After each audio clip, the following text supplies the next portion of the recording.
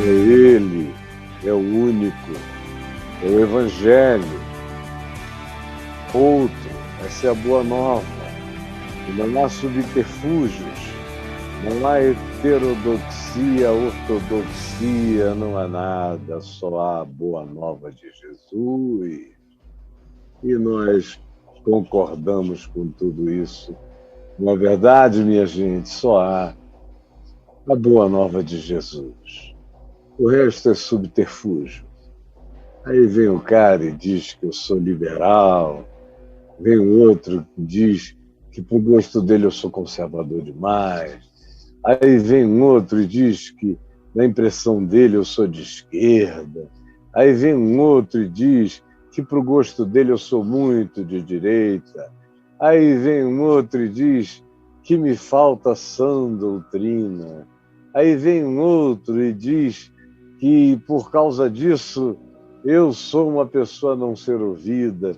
E eles discutem, enquanto isso, o Evangelho está vivo em mim, vivíssimo.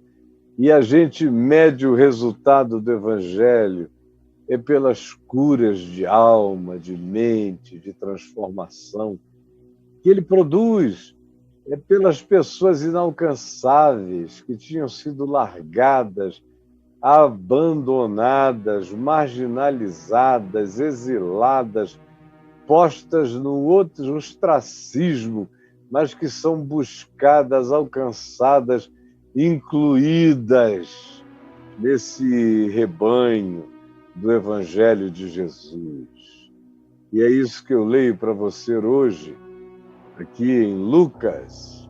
Lucas, no capítulo 15, do verso 3 ao verso 7, onde Jesus, que ouvia a murmuração dos fariseus e escribas, desses líderes e acadêmicos e profissionais da religião e membros de seitas puritanas rigorosas, como eram os fariseus, que diziam: este recebe pecadores e come com eles, murmuravam, porque Jesus, aproximando-se de Jesus, os publicanos e pecadores, para o ouvir, foram todos acolhidos. Então eles ficaram com essa raiva. E em resposta a essa raiva murmurante, a essa zanga, a essa hostilidade, a essa atitude de separatismo, de apartheid, de supremacismo, desses santarados que achavam que no estabelecer distanciamento em relação ao próximo, que criam que no fazer acepção de pessoas eles estavam agradando a Deus. E quanto mais separassem o joio do trigo, mais Jesus os aplaudiria. Quando Jesus disse que o joio não poderia e não deveria ser separado jamais do trigo pelas mãos humanas, porque muitas calamidades seriam feitas.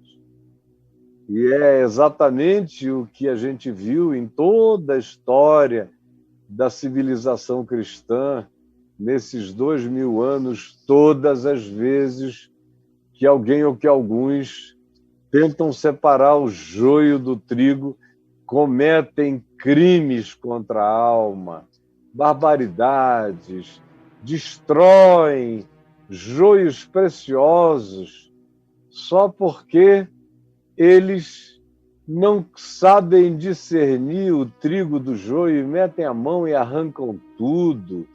E no afã de tirarem todos os joios do campo, eles vão levando trigo e muito trigo com eles. É uma tragédia. Jesus disse não, quando eles perguntaram: queres que arranquemos? Jesus disse não, para que no arrancar do joio não sejam levados também muitos trigos.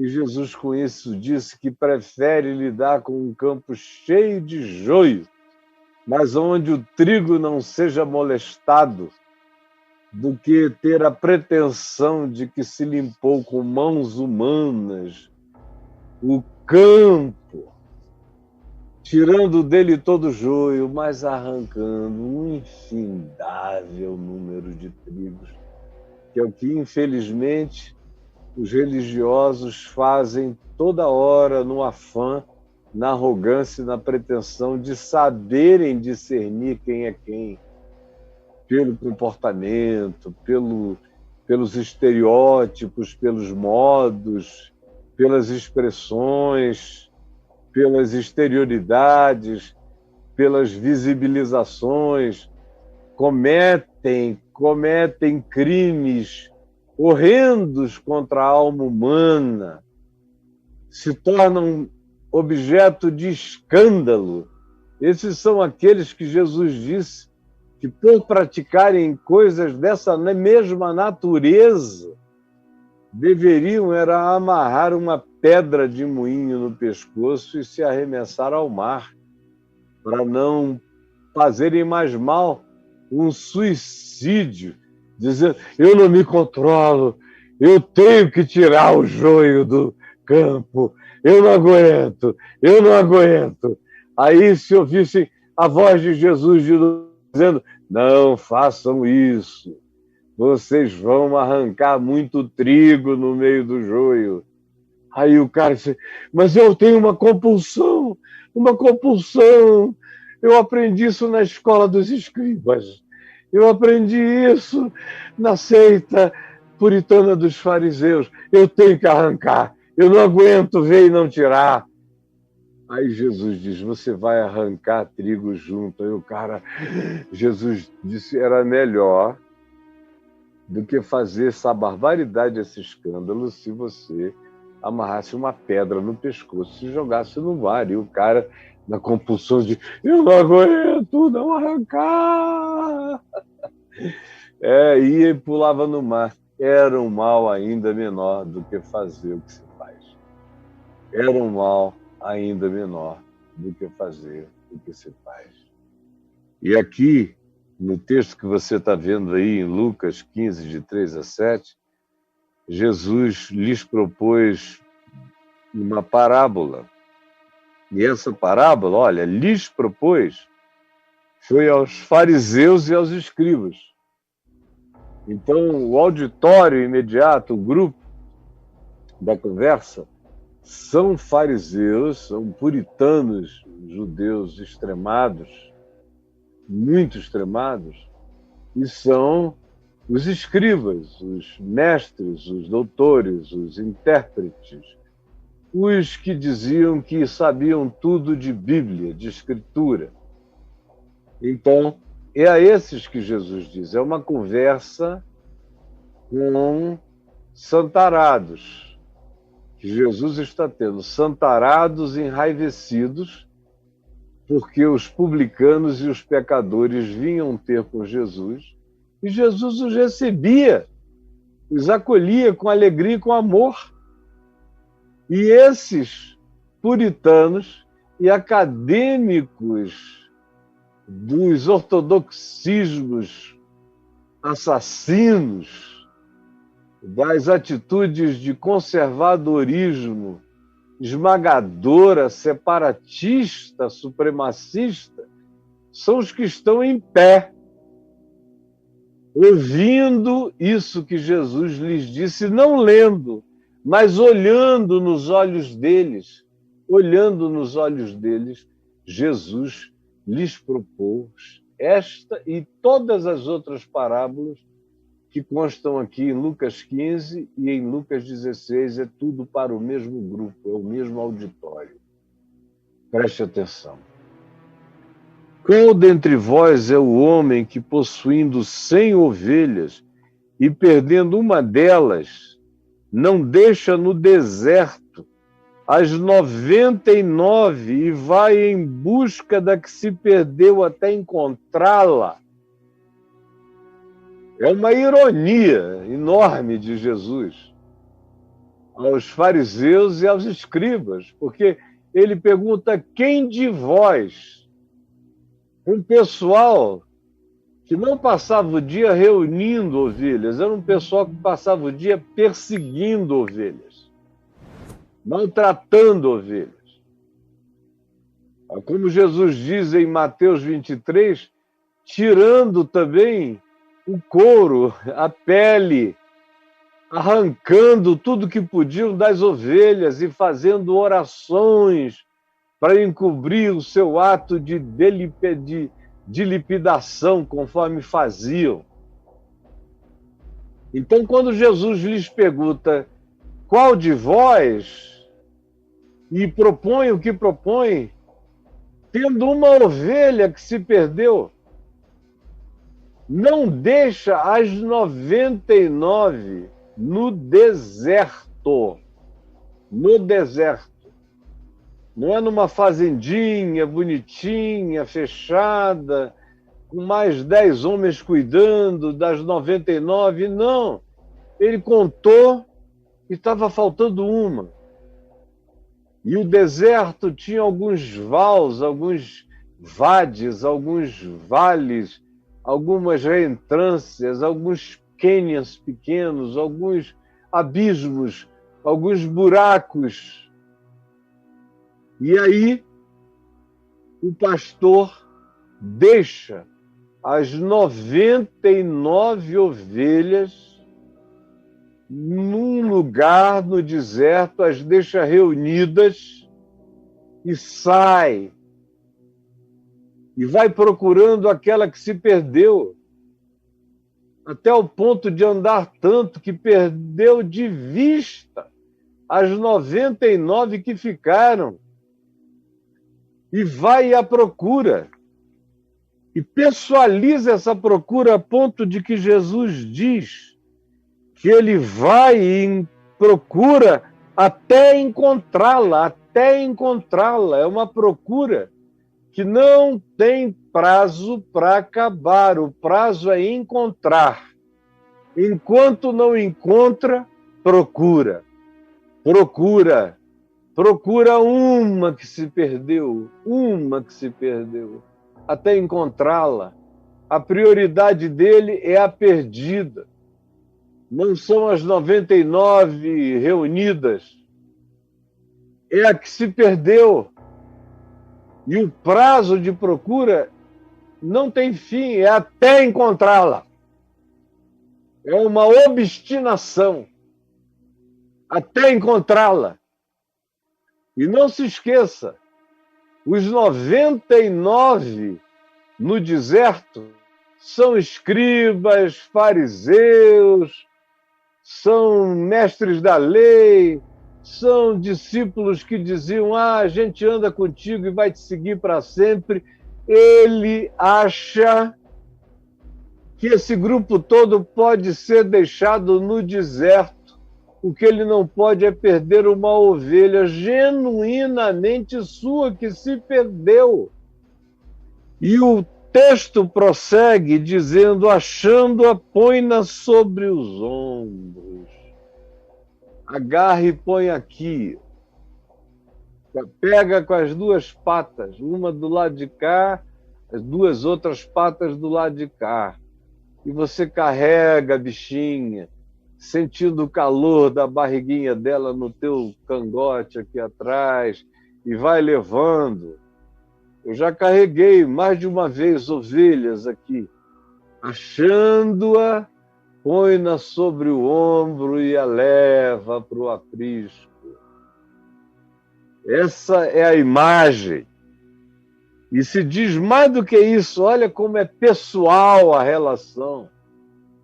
Ele diz: e indo para casa, reúne os amigos e vizinhos. Você veja que o que está em questão não são as 99. As 99 ele passou e assoviou, chamou, fez lá o grito de comando e elas seguiram, como as ovelhas costumam seguir os pastores que têm essa relação de amor com elas, até chegarem no seu aprisco em casa.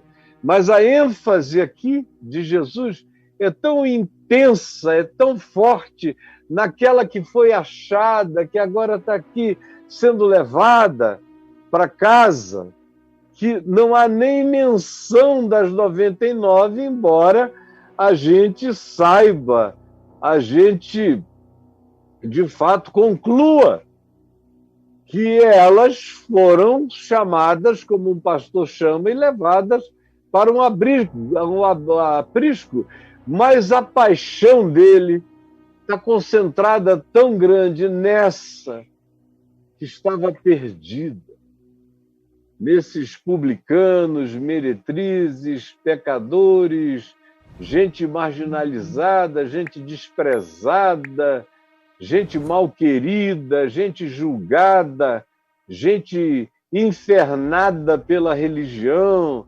gente que não era nem considerada, eram daqueles para quem os publicanos, pecadores e todos os grupos religiosos torciam o nariz, viravam e davam as costas. E esses eram os que encontravam em Jesus certeza de acolhimento, de abraço, de sorriso, de gargalhada, de palavra, de espontaneidade no falar, no espontaneidade feliz no ouvir, sem juízo, com carinho, com abraços, com aperto de mão, com um olhar que brilhava como os olhos do Pai na direção de cada um deles. Essa era a prioridade, eram os que estavam perdidos e que precisavam ser achados, e não os publicanos, não os fariseus, não os escribas, cheios de exigências contra os pecadores, publicanos e meretrizes. Não, a ênfase dele estava determinada, a prioridade dele estava escolhida. E aí, indo para casa, reúne os amigos e vizinhos. Veja só, uma ovelha. Ele reúne os amigos, reúne os vizinhos, reúne os anjos, reúne todos os seres universais que têm prazer no amor redentor, no amor misericordioso, na graça, que deixa 99 e deixa e diz, fiquem aí, e só volta depois que resgata aquela que estava perdida. E, voltando, reúne os amigos e vizinhos, dizendo-lhes, alegrai-vos comigo, alegrai-vos comigo, alegrai-vos comigo. Se vocês são meus amigos, se vocês são meus amigos mesmo, se vocês são vizinhos sinceros mesmo, então alegrai-vos comigo, alegrai-vos comigo, alegrai-vos comigo. Por quê? A razão é essa. Por quê? Eis a razão. Alegrai-vos comigo, eis a razão. Alegrai-vos comigo. Porque já achei, já achei. Cada palavra aqui é linda. Já achei. Alegrai-vos comigo, porque já achei. Já achei. Que contrasta com vai em busca da que se perdeu até encontrá-la, até encontrá-la, até encontrá-la. Aqui é já achei, já achei, já achei, até encontrá-la. Alegrai-vos comigo, eu já achei. É a alegria de Deus, é a alegria do Cristo, é a alegria de Jesus, é a alegria do Salvador. É a alegria dos homens, já achei, porque procurou até encontrar. E agora volta com ela no pescoço, reúne os amigos e vizinhos e diz: alegrai-vos comigo, porque eu já achei. Eu já achei.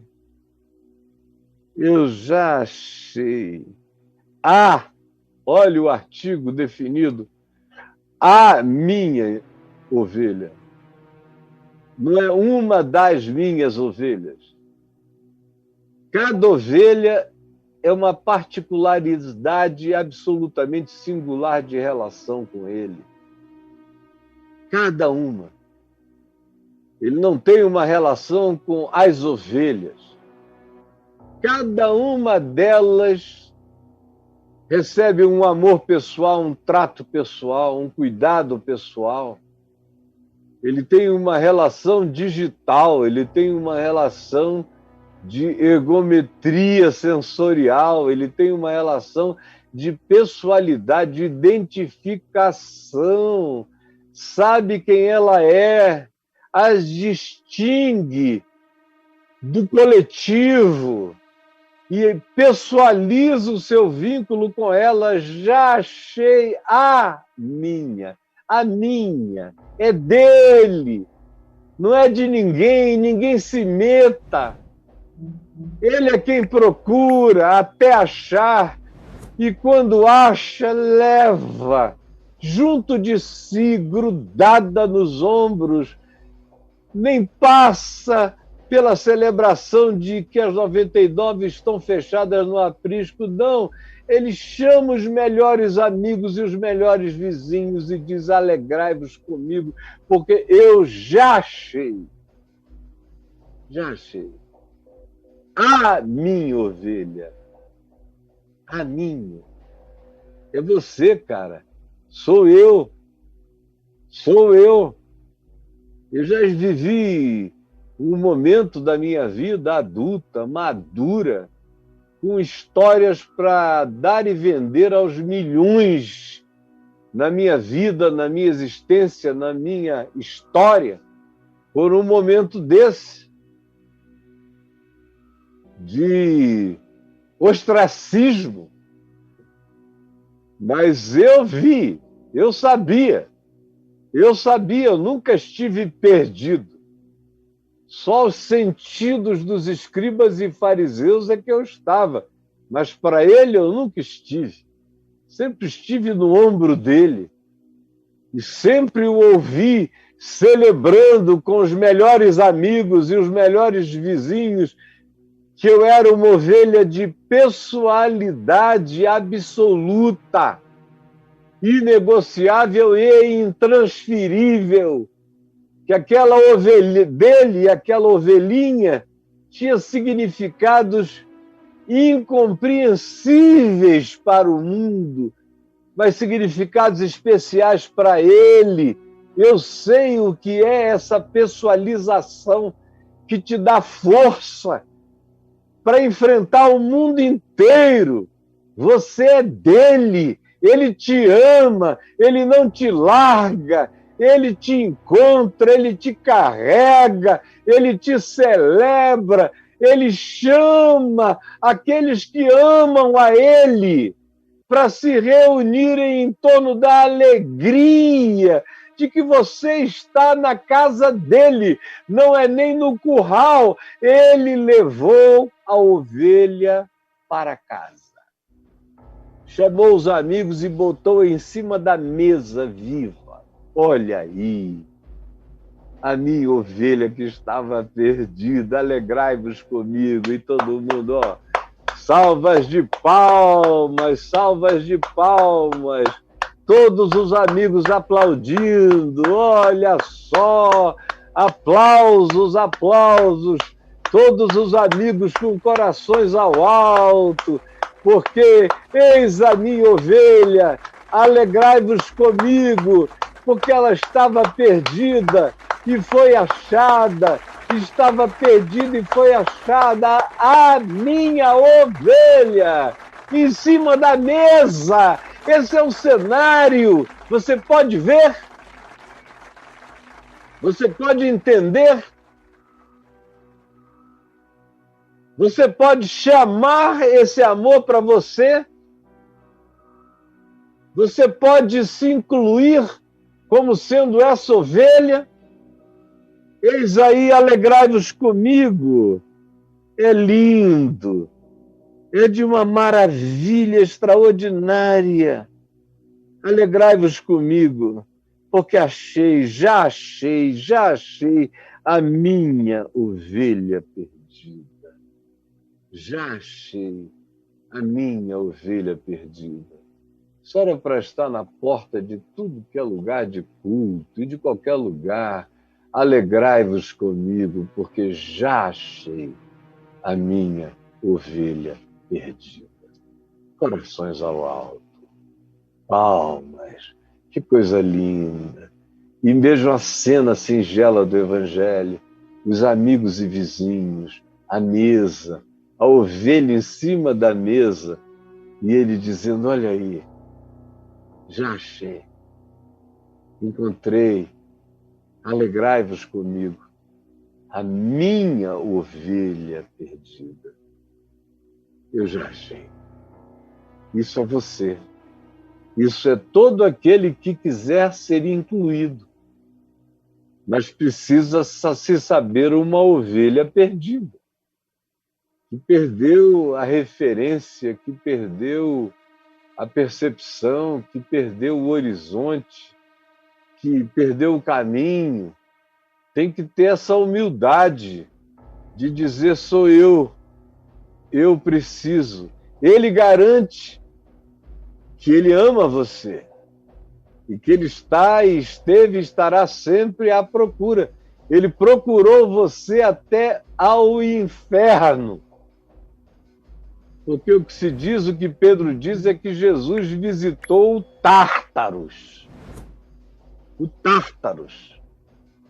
Entrou nas regiões abissais da dimensão espiritual para procurar ovelhas perdidas, para gritar a proclamação da vitória do Evangelho.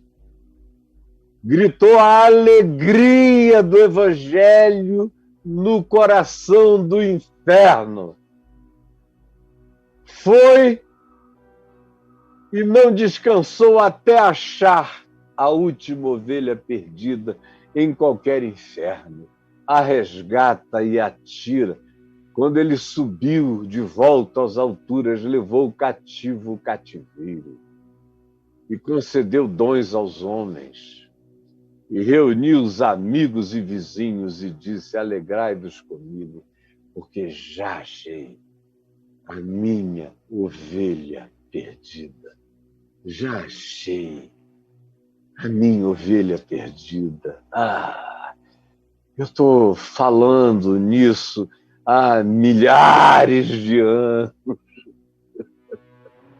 E o meu coração continua assim, ternurado por esse alegrai-vos comigo, porque já achei a minha ovelha. Não é só a minha ovelha, é a minha ovelha perdida.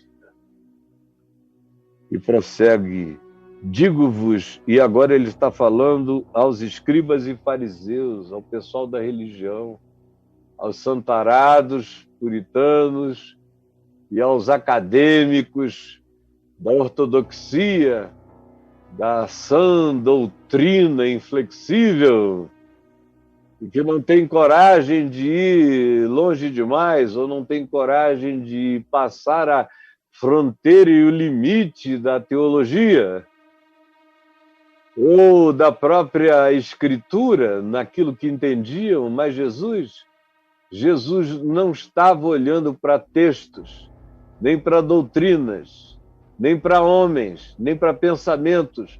Ele só queria saber em que buraco a ovelha havia caído. Essa era a referência. A referência dele não era o que Isaías diz, qual a base bíblica, o que me dizem os ortodoxos, o que me dizem os conservadores, o que me diz a sã doutrina, não. Ele é movido por uma relação pessoal e vai atrás até achar. E volta com carinho e não quer saber o que vão pensar.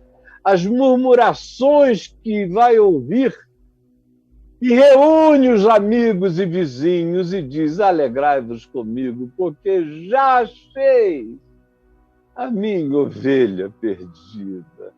E acrescenta, olhando nos olhos, tudo isso é olhando nos olhos dos fariseus e dos escribas. Ele diz: digo-vos que assim haverá maior júbilo no céu por um pecador que se arrepende do que por 99 justos numa congregação e que não estão nem aí para arrependimento. Só estão aí para julgar o pastor por ter ido atrás de uma ovelha que se perdeu. E quando ele volta, ele não volta para as ovelhas, as 99. Ele as conduz.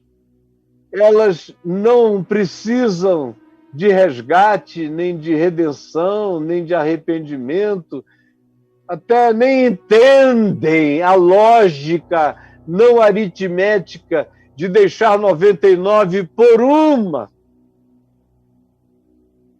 Porque essa uma estava absolutamente perdida, a menos que ele fosse buscá-la no tártaro da angústia, do abismo, da solidão, no inferno da agonia, em meio ao desprezo, ao julgamento, ao ostracismo familiar, religioso, social, de qualquer natureza. O que nós precisamos entender é que a maioria das coisas que Jesus disse nesse nível que eu estou dizendo aqui. E disse com essas escolhas, com essas opções, com essas prioridades que aqui estão determinadas. Isso aqui é um horror, isso aqui é chocante. Tem muita gente que não consegue, de fato, entender essas lógicas da redenção, essa lógica do amor de Deus. Mas Jesus conta essa história dos líderes da religião.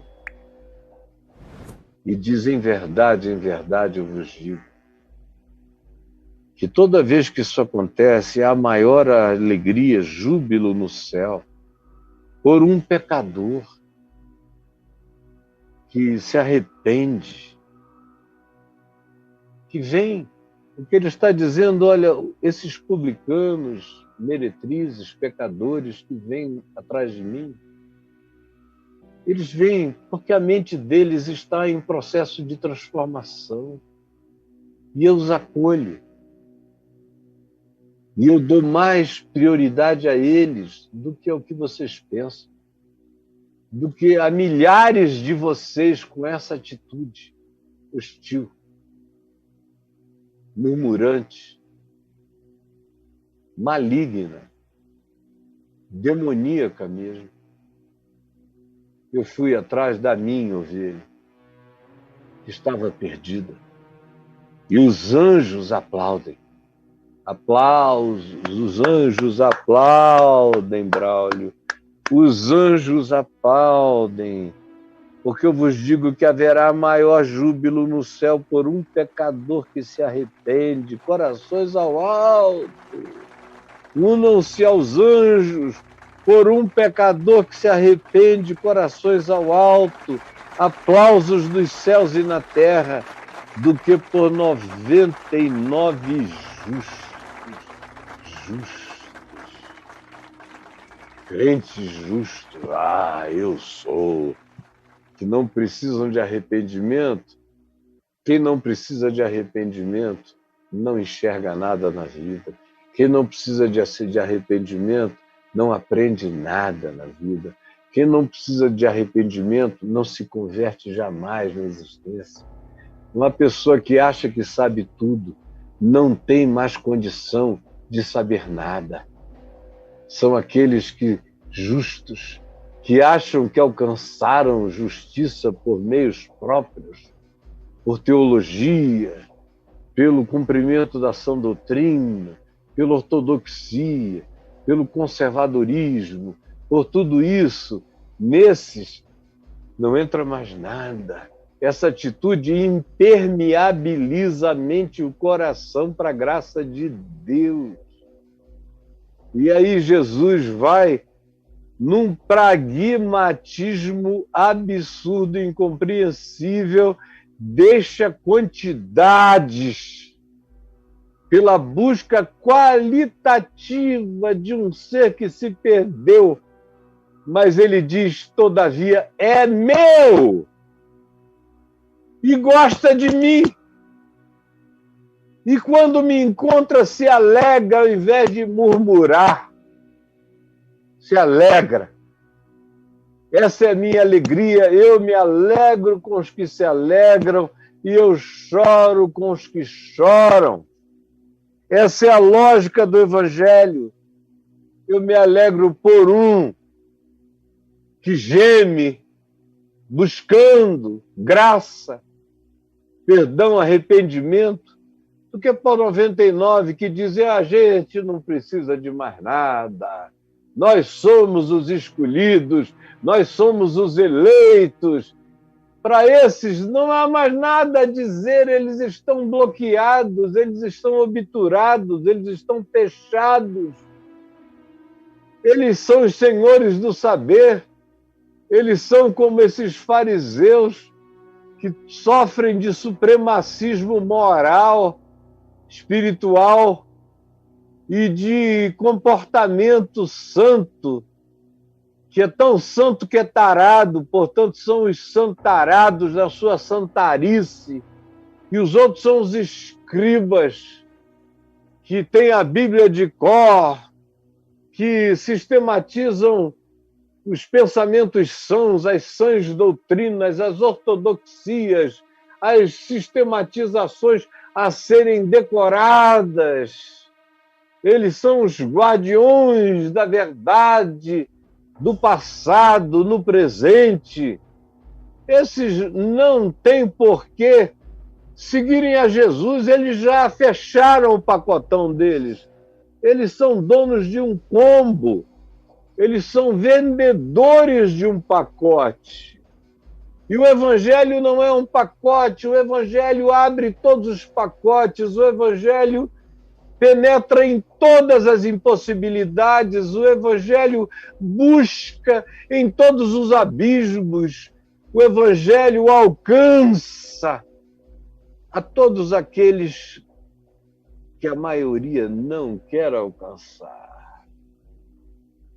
É por isso que não combina gente assim como os escribas e fariseus querendo ser discípulos de Jesus, não combina. Cara, pega o beco, segue outro rumo, vai para o islamismo radical, é melhor para você, mais coerente. Lê o Alcorão, é melhor para você, porque lá você tem a vigência hoje de coisas que você advoga no dia a dia, do que você gostaria de fazer com o seu próximo diferente de você, que perdeu o rumo. Vá, entre para algum estado islâmico de convicção. Seu puritanismo, seu ortodoxismo não combina com o bom pastor que dá a vida pelas ovelhas. Você não tem coragem de dar a vida por nenhuma dessas ovelhas que Jesus busca até encontrar. Não tem coragem de celebrar com ele, de se alegrar, de dar a cara à exposição da alegria. Para celebrar com ele, você deixou de ser um amigo de Jesus, deixou de ser um vizinho dessa alegria, deixou de compreender a paixão do bom pastor. Não entra, não participa da festa. Odeia a quem faz isso, chama de herege. Você só não chama Jesus de herege porque não tem coragem. Mas no coração você acha que essas ações de Jesus atrapalham o rigor do seu conservadorismo, do seu ortodoxismo. das suas sãs doutrinas. Quando Jesus não menciona nenhuma dessas palavras, Jesus não louva os ortodoxos, nem os conservadores, nem os liberais, nem nenhuma sã doutrina. Ele só ama e vai, e só volta depois que encontrou. E a lógica dele não celebra quantidades, celebra a qualidade redentiva de alguém que de outra feita teria se perdido, a menos que ele tivesse essa lógica contraintuitiva de ir atrás até achar o que se havia perdido. Que coisa maravilhosa! Se não fosse assim, eu não estaria aqui. Jesus, eu falei de novo o Evangelho, eu preguei outra vez a palavra da vida. E eu te peço que, por misericórdia, os que tenham ouvido, tenham crido e tenham se arrependido da sua dureza de coração, dos seus julgamentos, das suas autoeleições vangloriantes, das suas doutrinas separatistas, das suas santidades nojentas. Pelo amor do teu nome, ajuda-nos a ver que nós já não vemos e a nos abrirmos, nós que nos sentimos e nos colocamos impermeáveis à vida. Por favor, rasga o véu da nossa incapacidade de entendermos o Evangelho. Embora nos digamos cristãos, nós somos tão antagônicos a Jesus e ao seu modo de amar, que nós deveríamos, nós sim, procurarmos uma outra forma de nos religiosizarmos, com espadas na mão e fogo nos olhos contra o resto do mundo e da criação. Por favor, salva-nos dessa loucura. É o que eu te peço, em nome de Jesus. Amém e amém.